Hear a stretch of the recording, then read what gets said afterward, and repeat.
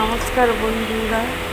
একঘেয়েমি পটল খেয়ে খেয়ে, যারা পটল ভাজা খেয়ে খেয়ে আর পটল খেতে ইচ্ছে করে না, তারা এইভাবে একবার পটলটা ট্রাই করতে পারে, খুব ভালো লাগবে।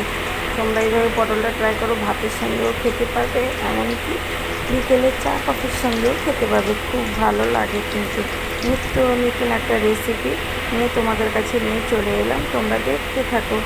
ও বন্ধুরা, তোমরা দেখতে থাকো। ভালো লাগলে একটা লাইক কমেন্ট সাবস্ক্রাইব করে দিয়ে চলে গেলাম পটল বাগানে পটল তুলতে। পটল আনতে দেখো কত ছোটো ছোটো পটল হয়েছে। দেখো আমার পাশের ঘরে কাকিমাদের ঘরে পটল বাগান এটা। তো আমি পটল বাগানে চলে গেছিলাম, পটল নিয়ে তুলে এসেছি। দেখো পটল তুলে নিয়ে এসেছি। পটলটা ভালো করে আগে ধুয়ে নেব, আমি জলে করে ভালো করে ধুয়ে নেব।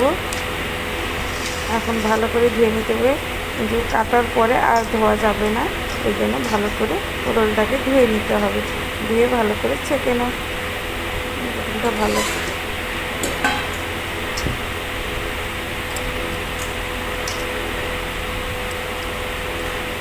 পটলটা আমি ভালো করে ধুয়ে থালার মধ্যে তুলে নিয়েছি। পটলটা এবার কেটে নেব, খোসাটা ছাড়িয়ে নিতে হবে পটলটা। আগে আমি পটলের খোসাটা ছাড়িয়ে নিয়ে তারপর আমি আমি পটলটা কিন্তু পুরো খোসা ছাড়িনি, একটু একটু খোসা আছে, একটু একটু করে খোসা ছাড়িয়েছি, সাইডে সাইডে খোসা আছে। এবার ফাঁক করে নেব, দু ফাঁক করে নিয়েছি পটলটা। পটলটা দু ফাঁক করার পর এবার পটলটা এইভাবে সরু সরু করে কাটতে হবে। কিন্তু আমি বটিতে কেটেছি, বা তোমরা ছুরিতেও কাটতে পারো। আমি বটিতে কেটেছি। আমি ছুরিতে খুব একটা অভ্যস্ত না, ঠিক কাটতে পারি না, করতে পারি, তার টাইম লাগে, তাতে আমার বটিতে খুব তাড়াতাড়ি হয়ে যায়। এইভাবে একটা করে সব কেটে নিয়েছি আমি। কেটে নিয়েছি পটলের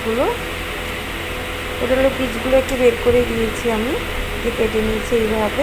এবার নুন হলুদ মাখিয়ে নেব। পটলগুলোকে নুন হলুদ মাখিয়ে একটা করে হাতে মেখে নিতে হবে, নাহলে ভেঙে যেতে পারে। একসঙ্গে ভালো করে মাখাতে গেলে এটা একটা করে আমি মেখে নিচ্ছি পটলটাকে। এবার একটা গামলায় আমি বেসন দিয়েছি, চালের গুঁড়ি দিয়েছি, কালো জিরে, নুন, হলুদ, লঙ্কা গুঁড়ো, চিনি একটু দিয়েছি, দিয়ে ভালো করে ব্যাটারটা তৈরি করে নিয়েছি। ব্যাটারটা খুব একটা পাতলাও হবে না, খুব একটা মোটাও হবে না। ওইভাবে ব্যাটারটা তোমরা মাখাবে। ব্যাটারটা রেডি করে নিয়েছি। দেখো, দিয়ে সাইডে একটু করে নিতে হবে, ঝেড়ে তারপর আমি কড়াইতে দেবো। ভালো করে ব্যাটার রেডি করে এবার তেলে দিয়ে দেবো, অল্প তেলে অল্প আঁচে, তাড়াতাড়ি হয়ে যাবে এক্ষুনি।